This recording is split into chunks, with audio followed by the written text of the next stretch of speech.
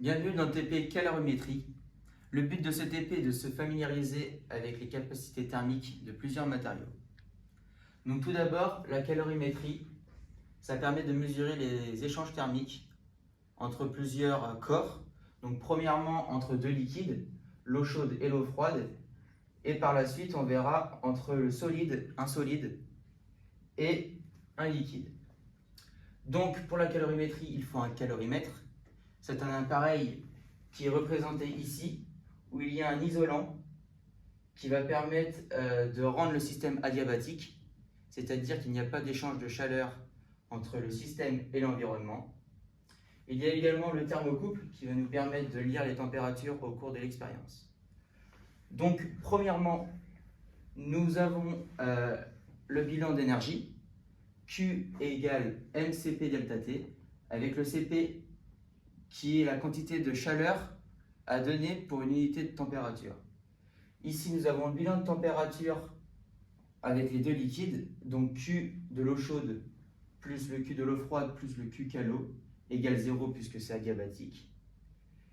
Il faut isoler le Q calo pour avoir à la fin la masse en eau du calorimètre. Deuxièmement, on fera exactement la même chose pour un solide, sauf qu'il faudra trouver à la fin la capacité thermique du solide. Nous voici sur le banc de TP, après avoir vu le schéma du calorimètre. Donc ici, nous avons le calorimètre, où nous avons mis le thermocouple pour mesurer la température au cours de l'expérience, à l'aide d'un thermomètre. Ici, nous avons la bouilloire pour chauffer l'eau pour notre première expérience. Pour notre deuxième expérience, nous avons les trois types de solides, donc en verre, en cuivre et en thermoplastique. Ici, nous avons la balance qui va nous permettre de peser les différents matériaux.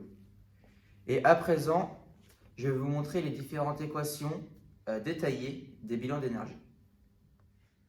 Donc dans la première partie, nous avons mis l'équation détaillée du bilan d'énergie entre deux liquides, eau chaude et eau froide, avec Q eau chaude plus Q eau froide plus Q calo égale à 0, car adiabatique, comme on l'a dit auparavant. Donc ici, nous avons une inconnue, la masse en eau du calorimètre, qu'il va falloir isoler pour trouver sa valeur.